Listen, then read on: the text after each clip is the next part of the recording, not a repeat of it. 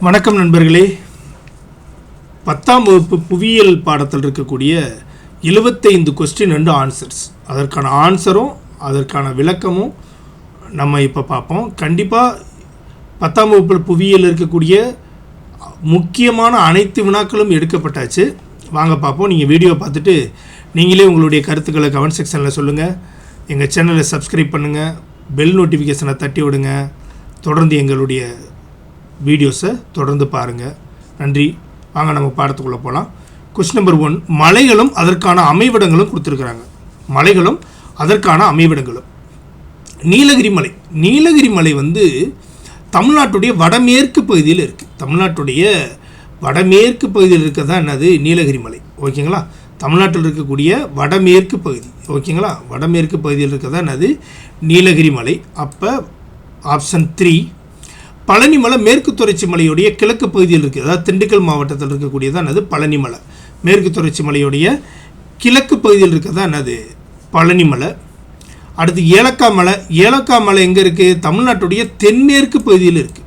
தமிழ்நாட்டுடைய தென்மேற்கு பகுதியில் இருக்கிறதா என்னது ஏலக்காய் மலை. அதாவது கார்டமன் ஹில்ஸ்ன்னு சொல்லுவாங்க அதை. ஓகேவா? அது தமிழ்நாட்டுடைய தென்மேற்கு பகுதியில் இருக்குது. ஆனமலை நம்மளுக்கு தெரியும், தமிழ்நாட்டுடைய கேரள மாநிலத்துடைய எல்லை பகுதியாக இருப்பதான் இது ஆனமலை. அப்போ நம்மளுக்கு என்ன கிடைக்குதுன்னா 3, 4, 2, 1 3, 4, 2, 1 ஆப்ஷன் பி கிடைக்குது. ஓகேங்களா? செகண்ட் கொஸ்டின், கீழ்கண்டவற்றில் தவறான பொருத்தத்தை தேர்ந்தெடு. கீழ்கண்டவற்றில் தவறான பொருத்தத்தை தேர்ந்தெடு. பொதிகை மலை எங்கே இருக்குது? திருநெல்வேலியில் தான் இருக்குது. சரி.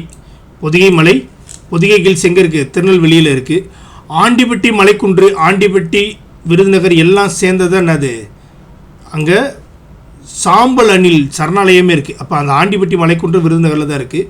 மகேந்திரகிரி மலை கன்னியாகுமரி மற்றும் ஸ்ரீலங்கான்னு கொடுத்துருக்காங்க. ஸ்ரீலங்கான்றதுக்கு வாய்ப்பே இல்லை. கன்னியாகுமரியும் இல்லை. இதுவும் எங்கே தான் இருக்குது? திருநெல்வேலியில் தான் இருக்குது. மகேந்திரகிரி மலை எங்கே இருக்குது? திருநெல்வேலியில் தான் இருக்குது. ஜவ்வாது மலை வேலூர் மற்றும் திருவண்ணாமலை 2 மாவட்டத்தையும் சேர்ந்ததான் இது ஜவ்வாது மலை.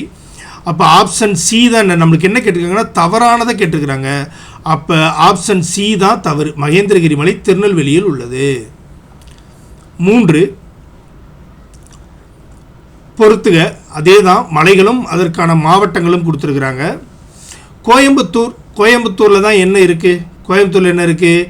வெள்ளியங்கிரி இருக்குது. நம்ம ஜத்குரு ஜக்கி வாசுதேவ் கூட அங்கே ஒரு இது வச்சுருக்கிறாருல, அங்கே தான் என்ன இருக்குது? வெள்ளியங்கிரி மலை. ஓகேவா? வெள்ளியங்கிரி மலை எங்கே இருக்குது? கோயம்புத்தூரில் இருக்குது. ஈரோட்டில் தான் சிவன் மலை இருக்குது. ஈரோட்டில் தான் என்ன இருக்குது? சிவன் மலை இருக்குது. ஈரோடு சிவன் மலை. நாமக்கல்லில் கொல்லிமலை இருக்குது. சேலத்தில் கஞ்சமலை இருக்குது. சேலத்தில் என்ன மலை இருக்குது? கஞ்சமலை. அப்போ வெள்ளியங்கிரி மலை கோயம்புத்தூர், சிவன்மலை ஈரோடு, கொல்லிமலை நாமக்கல், கஞ்சமலை சேலம். அப்போ நம்மளுக்கு என்ன ஆப்ஷன் கிடைக்கிதுன்னா 2, 3, 4, 1 2, 3, 4, 1 ஆப்ஷன் சி. 4, கீழ்கண்டவற்றுள் பச்சை மலையின் சரியான கூற்றுகளை தேர்ந்தெடு. பச்சை மலையுடைய சரியான கூற்றுகளை தேர்ந்தெடுன்னு கொடுத்துருக்குறாங்க. பச்சை மலை. ஓகேங்களா? பச்சை மலையுடைய சரியான கூற்றுகளை தேர்ந்தெடுன்னு கொடுத்துருக்குறாங்க. திருச்சிராப்பள்ளி, பெரம்பலூர், சேலம் மாவட்டங்களில் உயரம் குறைந்த குன்று தொடராக பச்சை மலை காணப்படுகிறது. ஆமாம். லோயஸ்ட் கில் ரேஞ்சாக 3 மாவட்டத்திலும் போகக்கூடியதான் இது பச்சை மலை. திருச்சிராப்பள்ளி, பெரம்பலூர் மற்றும் சேலம். இம்மலைகளில் காணப்படும் தாவரங்கள் மற்ற பகுதியை விட பசுமையாக காணப்படுகிறது. இதுவும் சரி. அதனால தான் இதுக்கு பச்சை மலைன்றே பேர். அதனால தான் என்னது இது ஒரு கிரீனரி ஏரியா. அதனால தான் என்னது இதை பச்சை மலை என்றும் சொல்கிறாங்க. இம்மலைகளில் பலாப்பழம் ஒரு குறிப்பிடத்தக்க வேளாண் பருவ விளைபொருளாக இருக்கிறது. ஆமாம், பலாப்பழம் வந்து என்னவா இருக்குது? இந்த பச்சை மலையில் வந்து அதிகமாக விளைவிக்கப்படுகிறது. இதுவும் சரி, இதுவும் சரி, இதுவும் சரி. இந்த மலையானது வேளாண் பொருட்கள் பருவகால நிலை மட்டுமே சார்ந்துள்ளது. அப்படியா? டிபெண்ட்ஸ் அப்பான் த சீசனல் கிளைமேட்டா? ஆனால் அதுதான் இல்லை. இங்கு எப்பொழுதுமே என்னவா இருக்கும்னா பசுமையாகவே இருப்பதனால இங்கு அனைத்து நேரங்களிலும் என்ன பண்ணப்படுகிறது?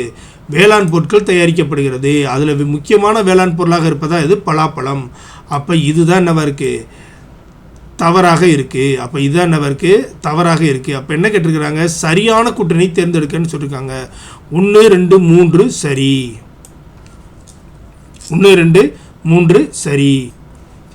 கொடுக்கப்பட்டுள்ளவையில் எந்த பீடபூமியானது தமிழ்நாட்டின் வடமேற்கு பகுதியில் அமைந்திருக்கும் மைசூர் பீடபூமியின் ஒரு பகுதியாகும். பாருங்க, தமிழ்நாட்டுடைய வடமேற்கு பகுதியில் அமைந்திருக்கக்கூடிய பீடபூமி எதுனா மைசூர் பீடபூமி.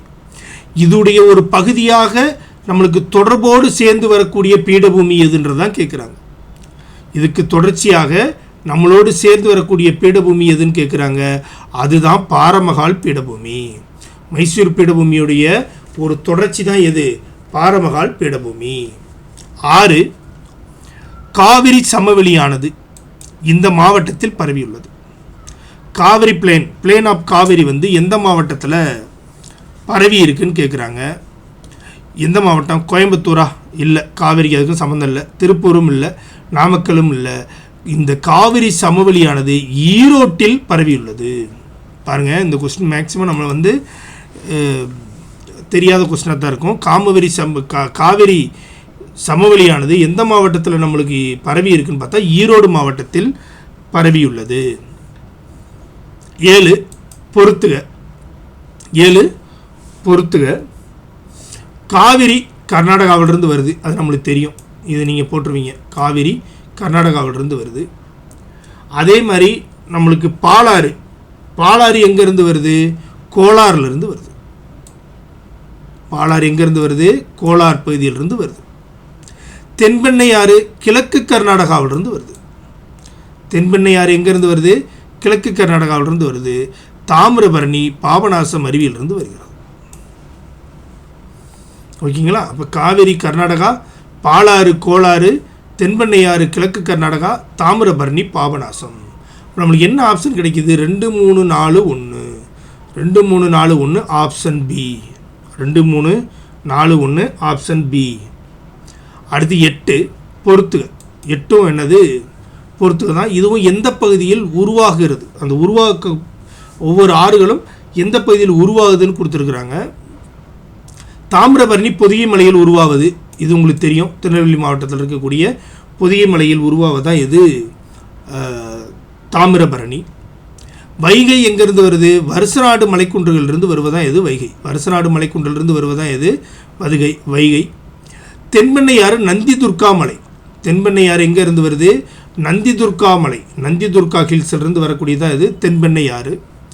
பாலாறு தலகவராய் என்ற கிராமத்துக்கு அந்த பக்கத்திலிருந்து வருது. தலகவராய் என்ற கிராமத்துக்கு அந்த பக்கம் இருந்து வரக்கூடிய ஆறு தான் எது? பாலாறு. இப்போ பொதிகை மலையில் உருவாவது தாமிரபரணி, வருசநாட்டு மலைக்குன்றுகளில் உருவாவது வைகை, நந்தி துர்கா மலையில் உருவாவது தென்பெண்ணையாறு, தலகவரா கிராமத்திற்கு அப்பால் இருந்து வருவது எது? பாலாறு. இப்போ நம்மளுக்கு கிடைக்கக்கூடிய ஆப்ஷன் என்னென்னா 3 2 1 4. 3 2 1 4 ஆப்ஷன் டி. 9 கீழ்கண்டவற்றுள் சரியாக பொருத்தத்தை கண்டது. கீழ்கண்டவற்றுள் சரியான பொருத்தத்தை தேர்ந்தெடு. எது என்னவா இருக்கு? சரியாக இருக்குன்னு கேட்குறாங்க. எது என்ன இருக்கு? சரியாக இருக்குன்னு கேட்குறாங்க. தர்மபுரி ஆகாய கங்கை நீர்வீழ்ச்சி எங்கே இருக்குன்னு கேட்குறாங்க. ஆகாய கங்கை நீர்வீழ்ச்சி எங்கே இருக்குன்னா தர்மபுரியில் இல்லை, நாமக்கல் கொல்லிமலையில் இருக்கிறதா ஆகாய கங்கை நீர்வீழ்ச்சி. அப்போ இது தப்பு. நாமக்கல் கொல்லிமலையில் இருக்கக்கூடியதான் இது ஆகாய கங்கை. ஐயனார் இங்கே தப்பாக இருக்குது, ஜெயனார்ண்டு. ஐயனார் நீர்வீழ்ச்சி எங்கே இருக்குது? நாமக்கல்னு கொடுத்துருக்குறாங்க.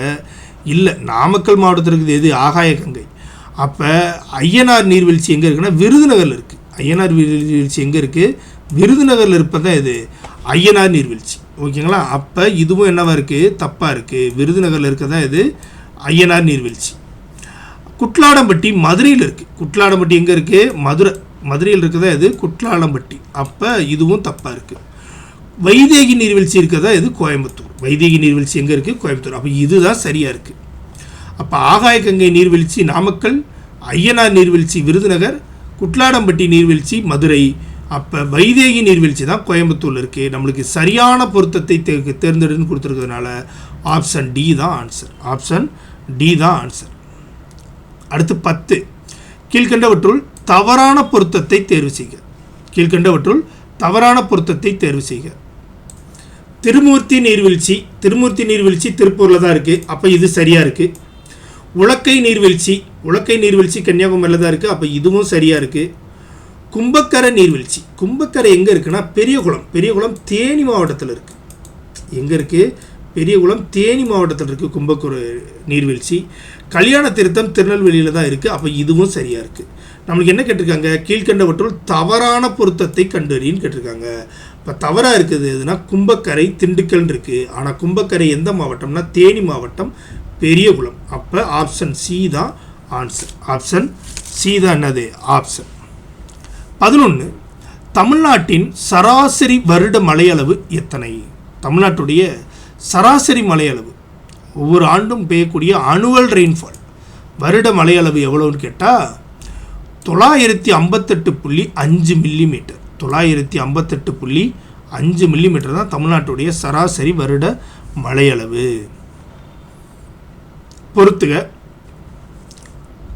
பொறுத்துக எந்தெந்த காலகட்டத்தை பற்றி கேட்டுக்கிறாங்க. இது நீங்கள் ஈஸியாக பண்ணுறீங்க, இருந்தாலும் நம்ம பார்த்துலாம். அந்த எந்தெந்த மந்தில் வருதுன்றதை பார்த்துருவோம். கோடைக்காலம் March to May, March April மேல இருக்கிறதா இது கோடைக்காலம். குளிர்காலம் ஜனவரி பிப்ரவரி என்று 2 மாதம் இருப்பதா என்னது குளிர்காலம். தென்மேற்கு பருவக்காற்று காலம் எது? தென்மேற்கு பருவக்காற்று காலம் எதுனா ஜூன், ஜூலை, ஆகஸ்ட், செப்டம்பர். இதுதான் தென்மேற்கு பருவக்காற்று. வடகிழக்கு பருவக்காற்று October, November, December. October, November, December. ஓகேங்களா? அப்போ நமக்கு என்ன ஆப்ஷன் கிடைக்குது? 1, 2, 4, 3. 1, 2, 4, 3 ஆப்ஷன் ஏ. 13. கீழ்கண்டவற்றுள் எவை இந்தியாவின் 3வது அதிக மழை பெறும் பகுதியாக உள்ளது? எது இந்தியாவுடைய 3வது அதிக மழை பெய்யும் பகுதியாக இருக்குன்னா சின்ன கல்லார். ஓகேங்களா? சின்ன கல்லார் தான் என்னது இந்தியாவிலே பார்த்தோமாக்கும் 3வது அதிக மழை பெறும் பகுதி. தமிழ்நாட்டில் அதிக மழை பெறக்கூடிய பகுதி எதுனா நம்ம சின்ன கல்லார் தான். ஓகேங்களா? முதலிடம் உங்களுக்கு எதுன்னு தெரியும், மவுசின் ரூம், மேகாலயாவில் இருக்கக்கூடிய மவுசின் ரூம். 14 ஒவ்வொரு மண்ணும் அந்த மண் எந்த மாவட்டங்களில் அதிகமாக பரவி இருக்குன்றதும் நம்மளுக்கு கொடுத்துருக்குறாங்க. வண்டல் மண் வந்து உங்களுக்கு தெரியும் அதிகமாக தஞ்சை, ஏன்னா காவிரி பகுதியில் இருக்கக்கூடிய தஞ்சையில் தான் இருக்குது அதிகமாக வண்டல் மண் இருக்குது. கரிசல் மண் வந்து அதிகமாக விருதுநகரில் காணப்படுகிறது. கரிசல் மண் அதிகமாக விருதுநகரில் காணப்படுது. செம்மண் வந்து சிவகங்கையில் அதிகமாக காணப்படுது. சரளை மண் வந்து காஞ்சிபுரத்தில் அதிகமாக காணப்படுது. காஞ்சிபுரத்தில் இருப்பது அதிகமாக சரளை மண் இருக்குது. ஓகேங்களா? அப்போ காஞ்சிபுரம் சரளை மண், தஞ்சையில் வந்து வண்டல் மண், விருதுநகரில் வந்து கரிசல் மண், சிவகங்கையில் வந்து செம்மண். அப்போ நம்மளுக்கு என்ன ஆப்ஷன் கிடைக்குதுன்னா 2, 3, 4, 1. 2, 3, 4, 1 ஆப்ஷன் ஏ. 15 கரிசல் மண்ணானது டேஸ் பாறைகளின் சிதைவின் மூலம் உருவாகிறது. கரிசல் மண் வந்து எந்த பாறை சிதைவின் மூலமாக நம்மளுக்கு உருவாகுதுன்னு பார்த்தோமாக்கும் தீப்பாறை இருக்குல்ல, இந்த தீப்பாறை சிதைவில் தான் உருவாகக்கூடியதாக இது கரிசல் மண். இந்த கரிசல் மண் அதிகமாக இருக்கக்கூடிய பகுதி எதுன்னு பார்த்தோம் விருதுநகர் மாவட்டம். இங்கு தீப்பாறை சிதைவின் மூலம் உருவாவதாக இது கரிசல் மண். 16 பிச்சாவரம் சதுப்பு நிலக்காடு டேஸ் மாவட்டத்தில் அமைந்துள்ளது. பிச்சாவரம் சதுப்பு நிலக்காடு எங்கே இருக்குன்னு பார்த்தா கடலூர் மாவட்டத்தில் இருக்குது. பிச்சாவரம் சதுப்பு நிலக்காடு mangrove forest. Pichavaram mangrove forest located in district of இங்கே கடலூரில் இருக்குது.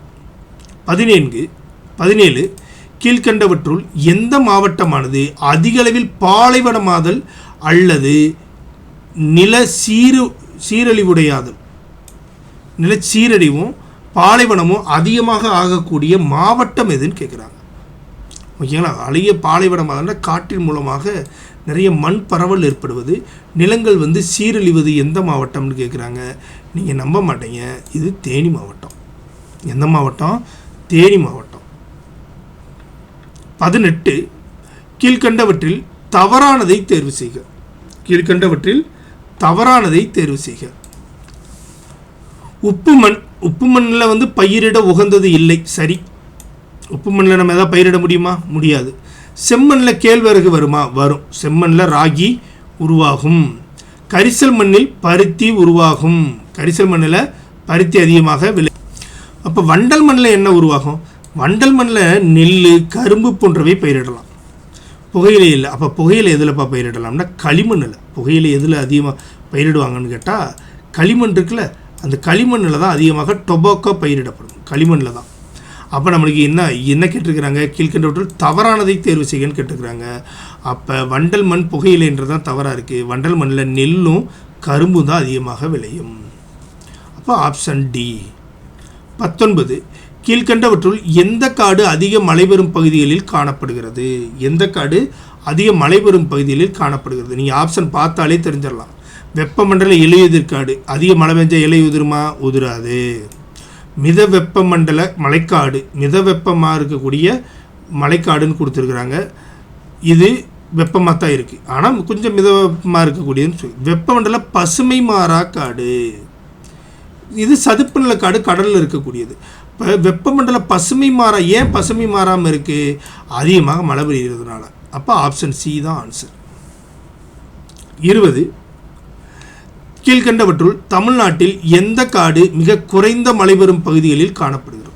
ரொம்ப குறைவாக மழை பெய்யும். இது அதிகமாக மழை பெய்யக்கூடிய இடத்துல இருக்குது வெப்பமண்டல பசுமை மாறா காடு. அப்போ ரொம்ப குறைவாக இருக்குது. இது சதுப்பு நில காடு, ஆனால் இல்லை, கடல் பகுதியில் அப்பப்போ புயல் மழைகள் அனைத்தும் பெய்யும். வெப்பமண்டல இலையுதிர் காடானா இல்லை, இந்த பசுமை மாறா காட்டுக்கு மேல் இருப்பதான் என்னது, அதுக்கு அருகில் இருப்பவை தான் இது வெப்பமண்டல இலையுதிர் காடுகள். அப்போ இதுவும் இல்லை. வெப்பமண்டல முட்புதர் காடுகள், வெப்பமண்டல முட்புதர் காடுகள், இங்கே நிறைய செடி கொடிகளே வளராமல் வெறும் புதர் மட்டும்தான் இருக்கும். ஏன்னா இங்கே குறைந்த அளவில் மழை பெய்யறதுனால, குறைந்த அளவு மழை பெய்வதனால. அப்போ ஆப்ஷன் சி தான் ஆன்சர். ஓகேவா? ஆப்ஷன் சி தான் ஆன்சர். 21 பொறுத்துக. 21 பொறுத்துக. முதுமலை வனவிலங்கு சரணாலயம், முதுமலை வனவிலங்கு சரணாலயம் எங்கே இருக்குது? முதுமலை வனவிலங்கு சரணாலயம் நீலகிரியில் இருக்குது. முதுமலை வனவிலங்கு சரணாலயம் எங்கே இருக்குது? நீலகிரியில் இருக்குது. முண்டந்துறை வனவிலங்கு சரணாலயம் எங்கே இருக்குது? திருநெல்வேலியில் இருக்குது. முண்டந்துறை வனவிலங்கு சரணாலயம் எங்கே இருக்குது? திருநெல்வேலியில் இருக்குது. இந்திரா காந்தி வனவிலங்கு சரணாலயம், இந்திரா காந்தி பெயரில் வனவிலங்கு சரணாலயம் கோயம்புத்தூரில் இருக்குது. வளநாடு கருப்பு மான்கள் சரணாலயம் எங்கே இருக்குன்னா தூத்துக்குடியில் இருக்குது. கருப்பு மான்களுக்கான சரணாலயம் எங்கே இருக்குன்னா தூத்துக்குடியில் இருக்குது. அப்போ தூத்துக்குடியில் கருப்பு மான்கள், நீலகிரி முதுமலை வனவிலங்கு சரணாலயம், திருநெல்வேலி முண்டந்துறை, கோயம்புத்தூர் இந்திரா காந்தி வனவிலங்கு சரணாலயம். இப்போ நம்மளுக்கு என்ன ஆப்ஷன் கிடைக்குன்னா 2, 3, 4, 1. 2, 3, 4, 1 ஆப்ஷன் டி. 22 சத்தியமங்கலம் விலங்கு சரணாலயம் தொடங்கப்பட்ட ஆண்டு எது?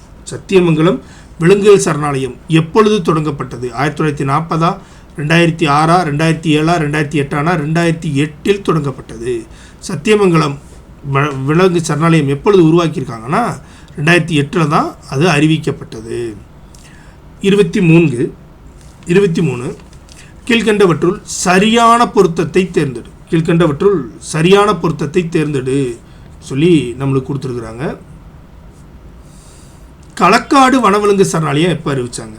1986 இல்லை, 1988. அதுதான் என்னது களக்காடு, 1988. கொடைக்கானல் வனவிலங்கு சரணாலயம் எப்பொழுது அறிவிக்கப்பட்டது? கொடைக்கானல் வனவிலங்கு சரணாலயம் 2007 கொடுத்துருக்குறாங்க. 2013 தான் என்ன பண்ணாங்க, கொடைக்கானல் வனவிலங்கு சரணாலயம் அறிவிக்கப்பட்டது. 3 மேகமலை வனவிலங்கு சரணாலயம் எப்பொழுது அறிவிக்கப்பட்டதுன்னா 1967 கொடுத்துருக்குறாங்க. இல்லை, ரொம்ப ரீசண்டாக 2021 தான் அறிவித்தாங்க. 2021 தான் மேகமலை வனவிலங்கு சரணாலயம் அறிவிக்கப்பட்டது. கங்கை கொண்டான் புள்ளிமான் சரணாலயம், கங்கை கொண்டான் புள்ளிமான் சரணாலயம் 2013 நிறுவப்பட்டது. அப்போ இது சரியாக இருக்குது. அப்போ களக்காடு வனவிலங்கு சரணாலயம் 1988, கொடைக்கானல் வனவிலங்கு சரணாலயம் 2013, மேகமலை வனவிலங்கு சரணாலயம் 2021, கங்கை கொண்டான் புள்ளிமான் சரணாலயம் 2013 கொடுத்துருக்குறாங்க. நம்மளுக்கு சரியானது கேட்டுக்கிறாங்க. அப்போ கங்கை கொண்டான் புள்ளிமான் சரணாலயம் 2013. 24 குரங்கணி, தேனி மாவட்டத்தில் இருக்கக்கூடிய குரங்கணி மலையில் ஏற்பட்ட தீ விபத்துக்கு பின்பு தமிழக அரசு ஒவ்வொரு வருடமும் 2 மாத இடைவெளியில் மலையேற்ற பயிற்சிக்கு தடை விதித்துள்ளது. ஆமாம், ஒவ்வொரு வருஷமும் 2 மாதம் அவங்க அனுமதி கொடுப்பாங்க. அடுத்து என்ன பண்ணிடுவாங்க, 2 மாதம் இடைவெளி கொடுத்துருவாங்க. இந்த மாதிரி கொடுத்துட்ருக்காங்க. ஓகேவா? பிறகு தடை விதிச்சிருக்கு. இது எந்த மாதம்னு கேட்குறாங்க. இது எந்த மாதம்னா பிப்ரவரி 15 ஏப்ரல் 15. ஏன்னா இதுதான் என்னது கோடை காலம். இது காட்டுத்தீ பரவுவதற்கு ஏதுவான காலகட்டம்ன்றதுனால என்ன பண்ணிருக்கிறாங்க, மலையேற்றத்துக்கு தேனி மாவட்டத்தில் நடந்த குரங்கணி தீ விபத்தில் நடந்ததுனால என்ன பண்ணியிருக்காங்க, பிப்ரவரி 15 டு ஏப்ரல் 15 பயிற்சி செய்ய தடை விதிக்கப்பட்டுள்ளது. 25 வேட்டங்குடி பறவைகள் சரணாலயம் எந்த மாவட்டத்தில் இருக்குது? வேட்டங்குடி பறவைகள் சரணாலயம் எந்த மாவட்டத்தில் இருக்குது? திருவள்ளூர், ஈரோடு, அரியலூர், சிவகங்கைன்னு கொடுத்துருக்குறாங்க. இப்போ வேட்டங்குடி எங்கே இருக்குன்னா சிவகங்கையில் இருக்குது. வேட்டங்குடி எங்கே இருக்குது? சிவகங்கையில் இருக்குது. 26 பழவேற்காடு ஏரி பறவைகள் சரணாலயம். ஓகேவா? பழவேற்காடு பறவைகள் சரணாலயம் நிறுவப்பட்ட ஆண்டு எது? பழவேற்காடு பறவைகள் சரணாலயம் நிறுவப்பட்ட ஆண்டு 1980. சில பேரிடர்களும் அது ஏற்பட்ட இடங்களும் கொடுத்துருக்குறாங்க. அதாவது அதற்கான நாட்களும் அது ஏற்பட்ட இடத்தையும் கொடுத்துருக்குறாங்க. சில பேரிடர்களும், அதாவது எர்த்குயிக் நிலநடுக்கம் ஏற்பட்ட காலம். நிலநடுக்கம் தமிழ்நாட்டில் ரொம்ப ரேராக தான் நடந்திருக்கு. பட் அந்த காலகட்டத்தை வந்து அவங்க என்ன பண்ணியிருக்காங்க, நம்மளுக்கு ஸ்கூல் புக்லேயே என்ன பண்ணியிருக்காங்க, கொடுத்துருக்குறாங்க. ஓகேவா? 26 செப்டம்பர் 2001 26 செப்டம்பர் 2001 நம்மளுக்கு புதுச்சேரியில் நடந்துச்சு. 2001 எங்கே நடந்துச்சு? புதுச்சேரியில் நம்மளுக்கு நிலநடுக்கம் ஏற்பட்டது. அடுத்து ஜூன் 7 2008 வேலூரில் நடந்துச்சு. எங்கே? வேலூரில். அடுத்து ஆகஸ்ட் 12 2011 கடலூரில் ஏற்பட்டுச்சு. 2012 சென்னையில் ஏற்பட்டுச்சு. இப்போ முதலாக 2001 புதுச்சேரி, 2008 வேலூர், 2011 கடலூர், 2012 சென்னை. இப்போ நம்மளுக்கு என்ன ஆப்ஷன் கிடைக்கிது? 2, 3, 4, 1 ஆப்ஷன் ஏ. 28 தமிழ்நாட்டில் உள்ள மிக உயரமான சிகரம் எது? தமிழ்நாட்டில் உள்ள மிக உயரமான சிகரம் எது? ஆனைமுடியா, சேர்வராயனா, தொட்டபெட்டாவா, மகேந்திரகிரியான்னு கேட்டுக்கிறாங்க. தொட்டபெட்டா தான் தமிழ்நாட்டில் இருக்கக்கூடிய மிக உயரமான சிகரம். 29 தமிழ்நாட்டின் பரப்பில் எத்தனை சதவீதம் காடுகள் உள்ளது? தமிழ்நாட்டில் வந்து எத்தனை சதவீதம்? 33% காடுகள் இருந்தால் தான் அது வந்து ஒரு சிறந்த நிலம் அல்லது சிறந்த நாடு என்று அறிவிக்கப்படுகிறது. இங்கே தமிழ்நாட்டில் எத்தனை சதவீதம்னா 20.21%. 20.21% காடுகள் மட்டுமே தமிழ்நாட்டில் பரவியுள்ளது. 30 கீழ்கண்டவற்றில் தமிழ்நாட்டில் மேற்கு தொடர்ச்சி மலையில் அமையாத கணவாய். நல்லா பாருங்கள், அமையாத கணவாய் எது? ஓகேவா? Not located in western ghats of Tamil Nadu. எது மேற்கு தொடர்ச்சி மலையில் அமையலன்னு கேட்குறாங்க. பாலக்காடு கேரளா பக்கத்தில் மேற்கு தொடர்ச்சி மலை தான். செங்கோட்டையும் மேற்கு தொடர்ச்சி மலை தான். போர்க்காட் இல்லை. போர்க்காட் எங்கே? கிழக்கு தொடர்ச்சி மலை. அச்சன்கோவில் மேற்கு தொடர்ச்சி மலை. இப்போ பாலக்காடு, செங்கோட்டை, அச்சன்கோவில் வந்து மேற்கு தொடர்ச்சி மலை, போர்க்காட் வந்து கிழக்கு தொடர்ச்சி மலை. இப்போ ஆப்ஷன் சி தான் அமையாத கணவாய். 31 கீழ்கண்டவற்றில் அரபிக்கடலில் கலக்கும் ஆறு எது? அரபிக்கடலில் கலக்கக்கூடிய ஆறு எது என்று கேட்குறாங்க. காவிரி வங்காள விரிகுடாவில் கலக்குது, பவானியும் வங்காள விரிகுடாவில் கலக்குது, சித்தாரும் வங்காள விரிகுடாவில் கலக்குது, பெரியாறு தான் அரபிக்கடலில் கலக்குது. எந்த ஆறு? பெரியாறு. 32 தமிழ்நாட்டில் அதிக பரப்பளவில் சதுப்பு நிலக்காடுகள் காணப்படக்கூடிய மாவட்டம். மேங்க்ரோவ் ஃபாரஸ்ட் வந்து எந்த மாவட்டத்தில் அதிகமாக காணப்படுதுன்னு கேட்குறாங்க. ராமநாதபுரம், நாகப்பட்டினம், கடலூர், தேனி. தேனி வாய்ப்பே இல்லை, ஏன்னா அங்கே கடலே இல்லை. கடலில் தான் என்ன இருக்கும்? சதுப்பு நில காடுகள் இருக்கும். அப்போ கடலூர் தான் ஆன்சர். ஓகேவா? 33 தமிழ்நாட்டில் அதிக பரப்பளவில் காடுகளை கொண்ட மாவட்டம் எது? காடுகள் அதிகமாக இருக்கக்கூடிய மாவட்டம் எது? திண்டுக்கல், தருமபுரி, வேலூர், ஈரோடுன்னா தருமபுரியில் தான் அதிகமான காடுகள் இருக்குது. தருமபுரியில் தான் அதிகமான காடுகள் இருக்குது. 34 கீழ்கண்டவற்றுள் மண்ணரிப்பினால் அதிக அளவு பாதிக்கப்பட்ட மாவட்டம் எது? மண்ணரிப்பினால் அதிகமாக பாதிக்கப்பட்டு பாலைவனமாதல் அறிவிக்கப்பட்ட மாவட்டம் எதுனா தஞ்சாவூரா, ஈரோடா, தேனியா, கன்னியாகுமரியானா? தேனி தான். அதிகமாக மண்ணரிப்பு ஏற்பட்டதனால் பாலைவனமாதலை நோக்கி போயிட்டு இருக்கக்கூடிய மாவட்டம் எதுனா தேனி. 35 பின்னடையும் பருவக்காற்று எதிலிருந்து ஈரப்பதத்தை எடுத்துக்கொள்கிறது? பின்னடையும் பருவக்காற்று, தென்மேற்கு பருவக்காற்று போயிட்டு திரும்புதில்ல, இதுதான் என்னது? பின்னடையும் பருவக்காற்று. அதாவது வடகிழக்கு பருவக்காற்றை திரும்புகிறது தான் என்னது? பின்னடையும் பருவக்காற்று. இந்த பின்னறியும் பெருவட்டு இதுக்கான ஈரப்பதம் எங்கேருந்து கிடைக்குதுன்னு கேட்குறாங்க. இதற்கான ஈரப்பதம் எங்கேருந்து, தைமூர் கடலா, அரபிக்கடலா, வங்கக்கடலா, இந்திய பெருங்கடலான்னு கேட்குது. இப்போ தென்மேற்கு பருவக்காற்று இங்கேருந்து போய் இந்த பக்கம் வருது. அப்போ இதோட ஈரப்பதம் எங்கேருந்து வரும், வங்காள விரிகுடாவிலிருந்து தான் வரும். அப்போ வங்கக்கடல். Option C. பொறுத்துக. சில பறவைகள் சரணாலயமும் அதில் இருக்கக்கூடிய மாவட்டங்களும் கொடுத்துருக்குறாங்க. இப்போ வடுவூர் பறவைகள் சரணாலயம் எங்கே இருக்குன்னா திருவாரூரில் இருக்குது. வடுவூர் எங்கே இருக்குது, திருவாரூரில் இருக்குது. ஊசுடு ஏரி பறவைகள் சரணாலயம் எங்கே இருக்குன்னா விழுப்புரத்தில் இருக்குது. எங்கே இருக்குது, ஊசுடு வந்து எங்கே இருக்குன்னா விழுப்புரத்தில் இருக்குது. காரைவெட்டி பறவைகள் சரணாலயம் எங்கே இருக்குன்னா அரியலூரில் இருக்குது. வெள்ளோடு எங்கே இருக்குது, ஈரோடு. அப்போ ஈரோட்டில் இருக்கக்கூடிய பறவைகள் சரணாலயத்துக்கு பேர் வெள்ளோடு. திருவாரூரில் இருக்கக்கூடிய பறவைகள் சரணாலயத்துக்கு பேர் வடுவூர். விழுப்புரத்தில் இருக்கக்கூடிய பறவைகள் சரணாலயத்துக்கு பேர் ஊசுடு. அரியலூரில் இருக்கக்கூடிய பறவைகள் சரணாலயத்துக்கு பேர் காரைவெட்டி பறவைகள் சரணாலயம். அப்போ நமக்கு என்ன ஆப்ஷன் கிடைக்கிது, 2, 3, 4, 1. Option B. 37. தமிழகத்தில் குளிர்கால வெப்பநிலை எதுவரை மாறுபடும்? குளிர்கால வெப்பநிலை வந்து தமிழ்நாட்டில் எங்கேருந்து எங்கே வரை வரும்னா 15 டிகிரி செல்சியஸ்லேருந்து 25 டிகிரி தான் வரும். மைனஸ் எல்லாம் போகவே வாய்ப்பே இல்லை. அதிகபட்ச குளிர்காலமே என்னது, 15 டிகிரி செல்சியஸ் தான். 38.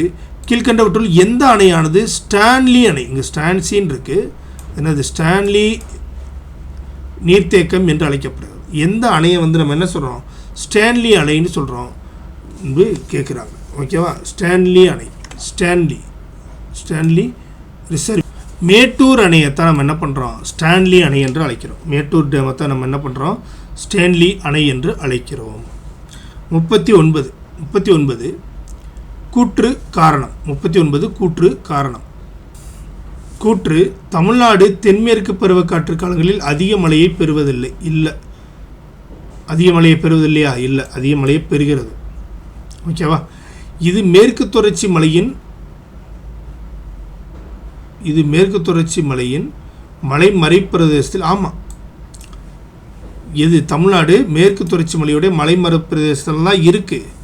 அதற்காக அதிக மழை பொழியலைன்னா அது தப்பு. அதிக மழை பொழியலைன்னா என்னது, தேனி, கோயம்புத்தூர் மாவட்டத்தில் என்ன பண்ணுது, அதிக மழைகளை கொடுக்கறது. ஓகேவா, ஒருவேளை இங்கே வந்து வடகிழக்கு பருவக்காற்றை விட தென்மேற்கு பருவக்காற்று தான் அதிக மழை பொழிகிறதுனா தப்பு. வடகிழக்கு பருவக்காற்று தான் தமிழ்நாட்டுக்கு அதிகமாக கொடுக்குது. இங்கே அதிக மழையை பெறுவதில்லைன்னு கொடுத்துருக்காங்க, கண்டிப்பாக கொடுக்குது. அப்போ கூற்று தப்பாக இருக்குது, காரணம் சரியாக இருக்குது. கூற்று தப்பு, காரணம் சரி. Option B. 40. கீழ்கண்டவற்றில் நீர் சேகரிப்பதற்கான சில வழிமுறைகள் கொடுத்துருக்குறாங்க. அதில் சரியானதை தேர்ந்தெடு. நீர் மாசுபடுத்தலை தடுத்தல். ஆமாம், நீர் மாசுபடுத்தலை தடுத்தல் மூலம் நீரை சேகரிக்க முடியும். நிலத்தடி நீரை சரியாக பயன்படுத்துவதன் மூலமாக நீரை சேகரிக்க முடியும். மரபு வழி நீர்வளங்களை புதுப்பிக்கிறது. ஆமாம், மரபு வழியில் இருக்கக்கூடிய கிணறு, அந்த ஊற்று, இதெல்லாம் புதுப்பிப்பதன் மூலமாக நீர் சேகரிப்பு செய்ய முடியும். நீர்ப்பாசன முறைகளை பயன்படுத்துதல். நீர்ப்பாசன முறையை பயன்படுத்துறதுனால என்ன நடக்காது, நீர் சேகரிப்புலாம் நடக்காது. நீர் பாசனத்தை பயன்படுத்துறதுனால எப்படி நீர் சேகரிப்பு நடக்கும்?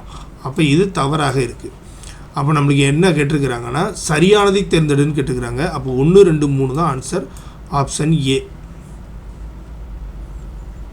41. இந்தியா டேசாம் ஆண்டை திணைப்பயிர்களின் தேசிய ஆண்டாக அனுசரித்தது. மில்லட்ஸ்க்கான இயராக இந்தியா எந்த ஆண்டை அறிவித்ததுன்னா 2018. 42. தமிழ்நாடு நெல் ஆராய்ச்சி நிறுவனம் தனுவால் எந்த ஆண்டு தொடங்கப்பட்டது? தமிழ்நாடு தமிழ்நாடு அக்ரிகல்ச்சர் இதனால் எப்பொழுது நெல் ஆராய்ச்சி நிறுவனம் தொடங்கப்பட்டது? நெல் ஆராய்ச்சி நிறுவனம் ஏப்ரல் 1985 ஆடுதுறையில் நிர்ணயிக்கப்பட்டது. 43. கீழ்கண்டவற்றுள் பொருந்தாததை தேர்ந்தெடு. கீழ்கண்டவற்றுள் பொருந்தாதது எதுன்னு கேட்டிருக்கிறாங்க. ஓகேவா, கீழ்கண்டவற்றில் எது இதெல்லாம் பொருந்தாததுன்னு கேட்டிருக்கிறாங்க. சோளம், உளுந்து, தட்டைப்பயிறு, கொள்ளு. சோளம், உளுந்து, தட்டைப்பயிறு, கொள்ளுன்னு கொடுத்துருக்குறாங்க. இதில் வந்து பொருந்தாதது எது? பொருந்தாதது எதுனா கொள்ளு தான். பொருந்தாதது எது? கொள்ளு. மற்றவையெல்லாம் தினசரி உணவுப் பொருட்கள். சோளம், உளுந்து, தட்டைப்பயிரெலாம் இது வந்து தினசரி உணவுப் பொருள் இல்லை, அதனால் இது பொருந்தாததாக இருக்குது. 44 பயிர்கள் மற்றும் பரவல். எந்த பயிர் எந்த மாவட்டங்களில் அதிகமாக பரவி இருக்குன்னு கேட்குறாங்க.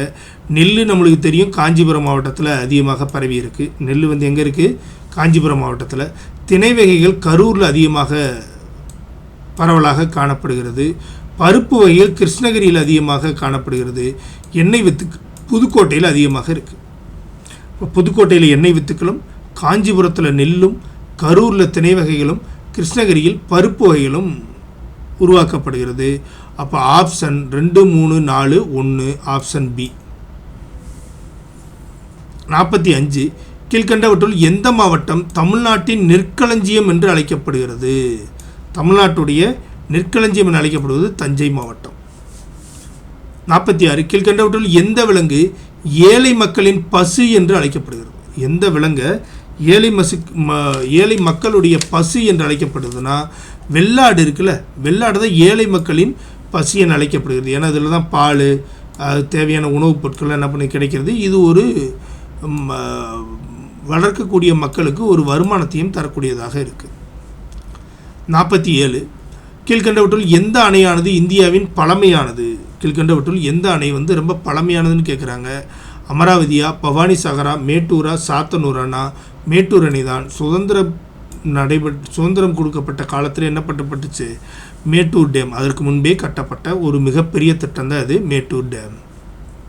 48 கிருஷ்ணகிரி அணை. 48 கிருஷ்ணகிரி அணை கிருஷ்ணகிரியிலிருந்து தருமபுரி வழியே போவதற்கான நீர்ப்பாசன திட்டத்துக்காக கட்டப்பட்டதாக இது கிருஷ்ணகிரி அணை. அமராவதி அணை திருப்பூர் மாவட்டத்தில் கட்டப்பட்டதாக இது அமராவதி அணை. முல்லைப்பெரியாறு கேரளாவில் கட்டப்பட்டது. மணிமுத்தாறு திருநெல்வேலி. அப்போ கிருஷ்ணகிரியிலிருந்து தருமபுரி வழி போவதற்காக கட்டப்பட்டதான் கிருஷ்ணகிரி அணை. மணிமுத்தாறு அணை வந்து திருநெல்வேலி. அதே மாதிரி முல்லைப்பெரியாறு வந்து கேரளா. அமராவதி அணை வந்து திருப்பூர். 49 கொடுக்கப்பட்டுள்ளவையில் எந்த அணை திருநெல்வேலியிலிருந்து 49 கிலோமீட்டர் தொலைவில் அமைந்துள்ளது? திருநெல்வேலியில் எது இருக்குன்றது இல்லை, இங்கே கேட்கல. 49 கிலோமீட்டர் தொலைவில் இருக்கக்கூடிய அணை எதுன்னு கேட்குறாங்க. மணிமுத்தாறு திருநெல்வேலி தான், ஓகேங்களா. வைகை அணை வந்து தேனி. அதேமாதிரி சாத்தனூர் அணையும் தேனி. பட் கரையாறு அணை இருக்குல்ல, இதுதான் திருநெல்வேலியிலிருந்து 49 கிலோமீட்டர் தொலைவில் இருக்கக்கூடிய அணைக்கு பேர் தான் இது கரையாறு அணை. அதான் அது கரையாறு அணை. 50 கீழ்கண்டவற்றில் எந்த மாவட்டத்தை தமிழ்நாட்டின்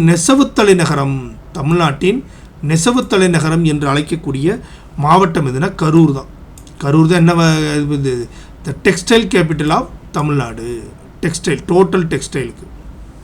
51 தமிழ்நாட்டின் ஆண்டு பட்டு உற்பத்தி. ஒவ்வொரு வருஷத்துக்கு தமிழ்நாட்டில் பட்டு உற்பத்தி எவ்வளவு நடக்குதுன்னா 1200 மெட்ரிக் டன்கள் நடக்குது. எவ்வளோ நடக்குது? 1200 மெட்ரிக் டன்கள். அடுத்து கீழ்கண்டவற்றுள் 52 கீழ்கண்டவற்றுள் பொருந்தாததை தேர்ந்தெடு. கீழ்கண்டவற்றுள் எது வந்து என்ன பண்ணல, பொருந்தலைன்னு சொல்கிறாங்க. இது என்னன்னா அந்த மாவட்டத்தை சிறப்பாக இருக்கக்கூடிய உற்பத்தி பொருட்களும் சிறப்பான உற்பத்தி பொருட்களுடைய பட்டியலும் கொடுத்துருக்குறாங்க. புவிசார் குறியீடுகள் கொடுக்கப்பட்ட உற்பத்தி பொருட்களும் அதற்கான மாவட்டங்களும் கொடுத்துருக்குறாங்க.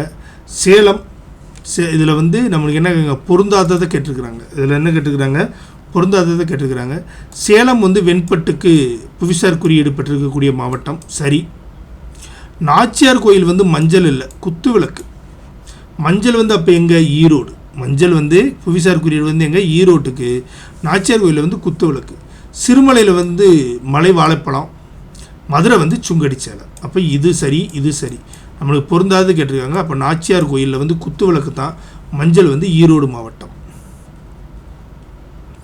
53 கீழ்கண்டவற்றுள் சரியான கூட்டினை கண்டறிக. கீழ்கண்டவற்றில் சரியான கூட்டினை கண்டறிக. இந்தியா மிகப்பெரிய சிமெண்ட் உற்பத்தி செய்யும் நாடுகளில் ஒன்றாகவும் உலகில் 2வது உற்பத்தி நாடாகவும் உள்ளது. சரி. சிமெண்ட் உற்பத்தி செய்யக்கூடிய முக்கியமான நாடுகளில் இந்தியாவும் ஒன்று, உலக அளவில் 2ஆம் இடத்தில் இருக்கிறது. இது சரி. 2, இந்தியாவில் உற்பத்தி செய்யப்படும் வாகன தொழில்களில் 21% பயணிகளுக்காக செய்யக்கூடிய மகிழுந்து, 33% கமர்ஷியல் வெஹிக்கிள்ஸ், 35% வாகன உதிர்பாகங்கள் ஆகியன தமிழ்நாட்டின் அதிகமான பங்களிப்பாகும். இந்திய அளவில் உற்பத்தி செய்யக்கூடிய வாகன தொழில்கள் இருக்குல்ல, அதில் 21% நம்ம பேசஞ்சர் கார்ஸ் யார் தான் தயாரிக்கிறோம்? நம்ம தான் தயாரிக்கிறோம். 33% கமர்ஷியல் வெஹிக்கிள்ஸ் நம்ம தான் தயாரிக்கிறோம். 35% வாகன உதிர்ப்பாங்களும் நம்ம தான் தயாரிக்கிறோம். அப்போ தமிழ்நாடு ஒரு மிகப்பெரிய பங்களிப்பை வழங்குது. இதுவும் சரி. 3, தொழில்துறை உற்பத்தியில் தமிழ்நாட்டின் பங்கு. நாட்டின் உற்பத்தியில்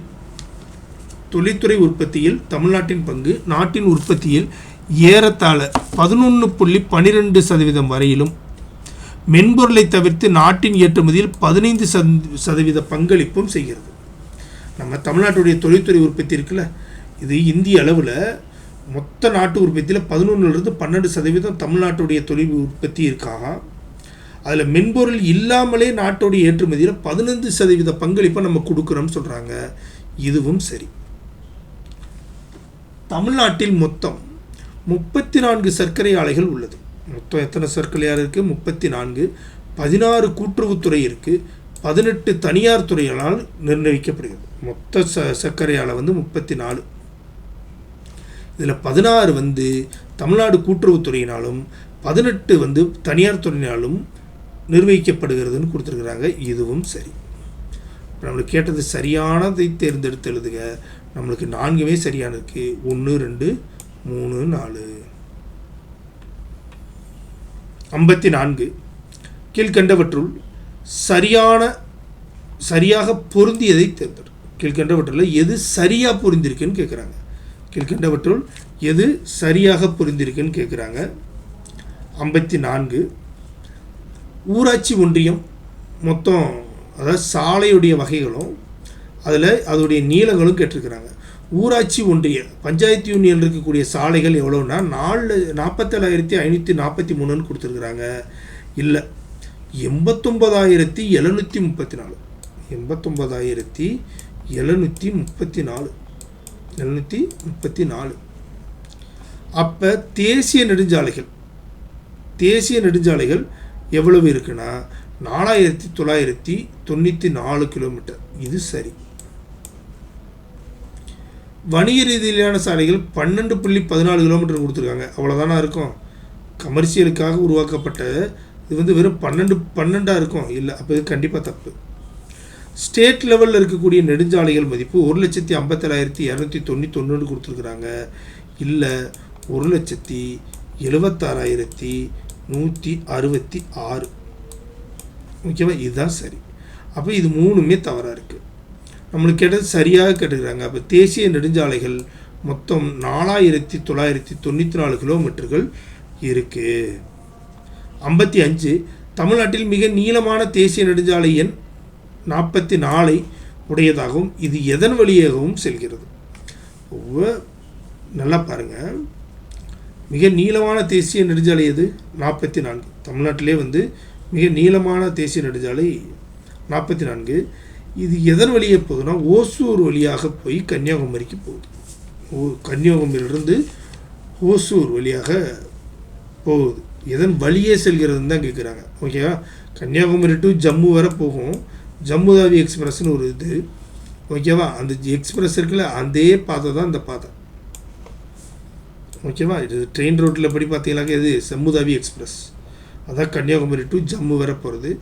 அந்த பாதையை ஒட்டி போகக்கூடிய ஒரு தேசிய நெடுஞ்சாலை தான் இது 44. 56. பேரிடர் அவசரகால தொலைபேசி எண் என்ன? பேரிடர் காலத்தில் அவசரகால தொலைபேசி எண்ணா என்னது? 1077. 1077. 57. கீழ்கண்டவற்றில் எந்த காலத்தில் தமிழ்நாட்டில் துறையூர் அருகே கோயிலில் நடந்த திருவிழாவில் அதிக கூட்ட நெரிசல் சிக்கி மக்கள் 7 பேர் உயிரிழந்து 10 பேர் காயமடைந்தது? இது ஒரு பேரிடர். கூட்ட நெரிசலில் என்ன பண்ணுறது? தமிழ்நாட்டில் துறையூரில் ஒரு கோயில் என்ன நடந்துச்சுன்னா, ஒரு திருவிழா நடந்துச்சு. அங்கே கூட்ட நெரிசல் என்ன பண்ணாங்க? மக்கள் கிட்டத்தட்ட 7 பேர் இறந்து போயிட்டாங்க, 10 பேர் என்ன பண்ணாங்க, காயமடைஞ்சாங்க. இது எப்பன்னு கேட்குறாங்க. இது எப்போனா ஏப்ரல் 21, 2019. ஏப்ரல் 21, 2019. 58. தமிழ்நாட்டின் அஞ்சலக மாவட்டம் எது, தலைமையகம் என்ன? ஒவ்வொரு மாவட்டத்துக்கும் ஒரு அஞ்சலகம் இருக்கும்ல, அந்த அஞ்சலகம், அதாவது தமிழ்நாடு போஸ்டல் டிஸ்ட்ரிக்ட், தமிழ்நாட்டில் இருக்கக்கூடிய போஸ்டல் டிஸ்ட்ரிக்ட் எதுன்னு கேட்குறாங்க. ஓகேவா? சென்னை மண்டலம். சென்னை மண்டலம் எங்கே இருக்குது? சென்னையில் இருக்குது. அவ்வளோதான். ஓகேவா? சென்னை மண்டலம் எங்கே இருக்குது? சென்னையில் இருக்குது. மத்திய மண்டலம் எங்கே இருக்குது? மத்திய மண்டலம் திருச்சி. மத்திய மண்டலம் எங்கே இருக்குது? திருச்சி. தெற்கு மண்டலம் மதுரை. மேற்கு மண்டலம் கோயம்புத்தூர். மேற்கு மண்டலம் கோயம்புத்தூர். என்ன ஆப்ஷன் கிடைக்குதுன்னா 2, 3, 4, 1. 2, 3, 4, 1 ஆப்ஷன் சி. 59. தமிழ்நாட்டு மக்களின் இரண்டாவது முக்கிய உணவு பெயர் அது. தமிழ்நாட்டு மக்களுடைய இரண்டாவது முக்கிய உணவு பெயர் எதுனா சிறுதானியங்கள் தான். ஓகேவா? நெல்லுக்கு அடுத்து என்னது? சிறுதானியம் தான் அதிகமாக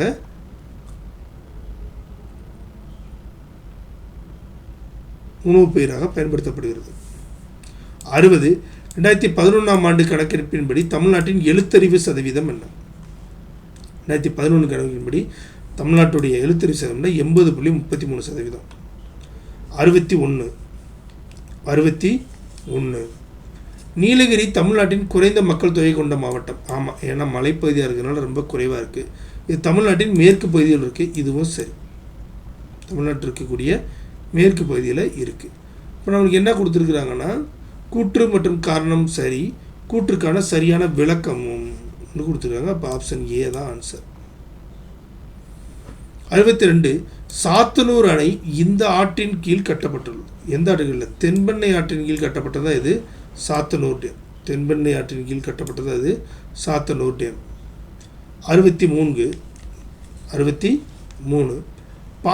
பாக்சைட் எங்கே அதிகமாக கிடைக்குதுன்னா சேர்ராயன் மலையில் கிடைக்குது.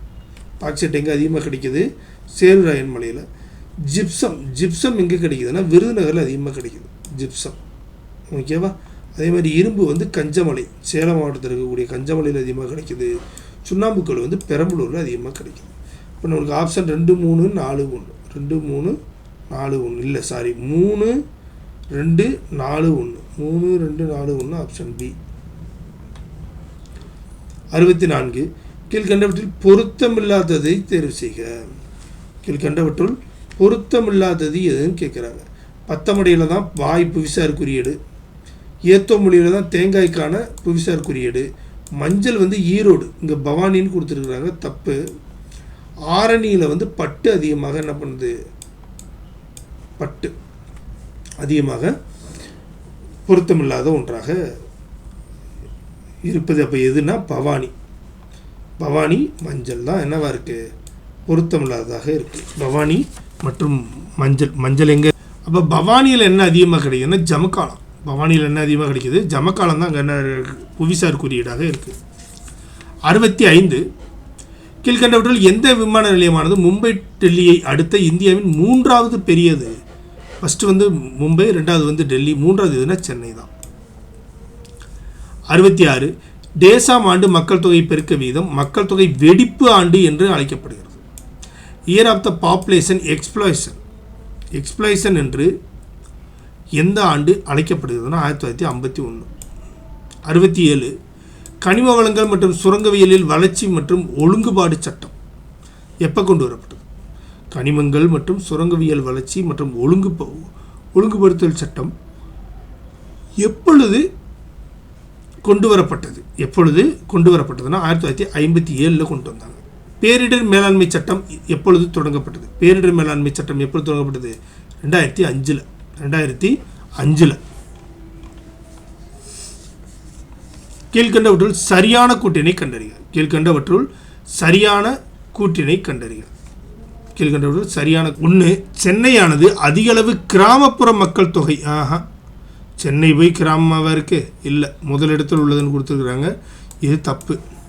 கடலோர மாவட்டங்களான நாகப்பட்டினம், திருவாரூர், புதுக்கோட்டை, ராமநாதபுரம், சிவகங்கை ஆகியவை 15 லட்சத்திற்கும் குறைவான மக்கள் தொகையை பெற்றுள்ளன. ஆமாம், கடலோரத்தில் அதிகமான பேரிடர் இருப்பதனால என்ன பண்ணுறதில்ல, அங்கே மக்கள் தொகை ரொம்ப கம்மியாக இருக்குது. சரி. 2011 மக்கள் தொகை கணக்கெடுப்பின்படி தமிழ்நாட்டில் 48.40% நகரப்புற மக்களை கொண்டுள்ளது. சரி. இப்போ 50% தாண்டிச்சு. இது 2011 செட்டு. தமிழ்நாட்டில் மக்கள் தொகை அடர்த்தி 555 கிலோமீட்டர்னு கொடுத்துருக்குறாங்க. 2011 மக்கள் தொகை கணக்கெடுப்பின்படி ஆகுன்றாங்க. உண்மையிலே மக்கள் தொகை அடர்த்தி வந்து 555 பேர் நபர் தான், கிலோமீட்டர் இல்லை. ஓகே, ஒரு சதுர கிலோமீட்டருக்கு என்னது 555ன்றது என்னதுன்னா தமிழ்நாட்டுடைய மக்கள் தொகையுடைய அடர்த்தியோட அளவு தான் 555. அப்போ இதுவும் தப்பாக இருக்குது. இப்போ நம்மளுக்கு எது சரியாக இருக்குது? 2, 3 மட்டும்தான் சரியாக இருக்குது. அப்போ ஆப்ஷன் 2, 3 ஏன்னா சரியானதான் கேட்டிருக்கிறாங்க. 70 தமிழ்நாட்டில் பெரிய மற்றும் சிறிய துறைமுகங்களின் எண்ணிக்கை என்ன? தமிழ்நாட்டில் இருக்கக்கூடிய 3 பெரிய துறைமுகமும் 15 சிறிய துறைமுகமும் இருக்குது. 71 நாட்டின் மென்பொருள் ஏற்றுமதியில் டேஸுக்கு அடுத்ததாக தமிழ்நாடு 2வது பெரிய ஏற்றுமதி மாநிலமாக உள்ளது. ஆமாம், பெங்களூர் தான் என்னது எலக்ட்ரிக்கல் சிட்டி. ஸோ கர்நாடகாவுக்கு அப்புறம் அதிகமாக நம்ம சாஃப்ட்வேர் வந்து ஏற்றுமதி பண்ணுறது யாருன்னா தமிழ்நாடு தான். 72 கொடுக்கப்பட்டுள்ளவையில் பொருந்தாததை தேர்ந்தெடு. கொடுக்கப்பட்டவற்றில் பொருந்தாதது எது? தேயிலை, காஃபி, ரப்பர், கரும்பு. இது எல்லாம் பணப்பயிர், இது மட்டும் என்னது உணவு பயிர். அப்போ ஆப்ஷன் டி தான் ஆன்சர். 73 பொறுத்துக மேற்பரப்பு நீர்வள ஆதாரம் அதோடைய எண்ணிக்கை எவ்வளவு? மேற்பரப்பில் நீர்வள ஆதாரம் வந்து என்னவாக இருக்குன்றதை பார்க்குறது தான் என்ன பண்ணிருக்கோம், இதை நம்ம கொடுத்துருக்குறோம். நீர்த்தேக்கங்கள், நீர்த்தேக்கம் வந்து எங்கே அதிகமாக இருக்குதுன்னு பார்த்தோமாக்கா மொத்தம் எவ்வளோ இருக்குதுன்னு பார்த்தா 41,127 இருக்குது. 41,127 இருக்குது. அப்படியா? சாரி, இங்கே என்ன கேட்டுக்கிறாங்கன்னா பொறுத்து கேட்டுக்கிறாங்க. மேற்பரப்பு நீர்வள ஆதாரங்களும் அதோடைய நீர்த்தேக்கங்கள் வந்து மொத்தம் 81 இருக்குது. நீர்த்தேக்கங்கள் மொத்தம் எத்தனை இருக்குது? 81 இருக்குது. 81 இருக்குது. திறந்த வெளிக்கிணறுகள் மொத்தம் 15,06,919 இருக்குது. ஆழ்துளை கிணறுகள் வந்து 4,98,000. ஓகேவா? 4,98,000 வந்து ஆழ்துளை கிணறுகள் இருக்குது. ஏரிகள் வந்து 41,127 ஏரிகள் இருக்குது. அப்புறம் நம்மளுக்கு ஆப்ஷன் என்ன கிடைக்கிதுன்னா 5, 4, 3, 1. 5, 4, 3, 1 ஆப்ஷன் ஏ. 74 கீழ்கண்டவற்றில் சரியாக பொருந்தியதை தேர்ந்தெடு. கீழ்கண்டவற்றுள் என்னது சரியாக வந்து எது பொருத்தமாக இருக்குன்றதை கண்டுபிடிக்கணும். ஓகேவா? சரியாக பொருத்தமாக இருப்பதை கண்டுபிடிப்பதான் அதுக்கான கொஸ்டின்.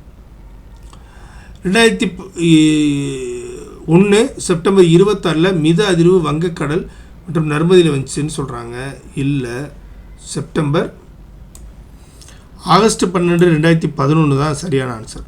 செப்டம்பர் 1, 2001 2008. 2008 தான் அது மிதமான அதிர்வு வங்கக்கடலில் அடைஞ்சு. ஜூன் 7, 2014 பாலாறு மற்றும் சிந்து பள்ளத்தாக்கில் மிதமான நில அதிர்வு குறித்து கேட்குறாங்க. பாலாறு மற்றும் சிந்து பகுதியில் சிக்மங்களூர் பகுதி.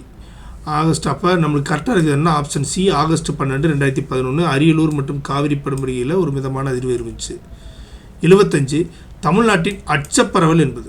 தமிழ்நாட்டுடைய அச்சப்பரவல் என்ன? 8 டிகிரி 4 வடக்கு, 13 டிகிரி 35 தெற்கு. என்ன வரணும்? தெற்கு. என்னது? தெற்குண்டு வரணும். ஓகேவா?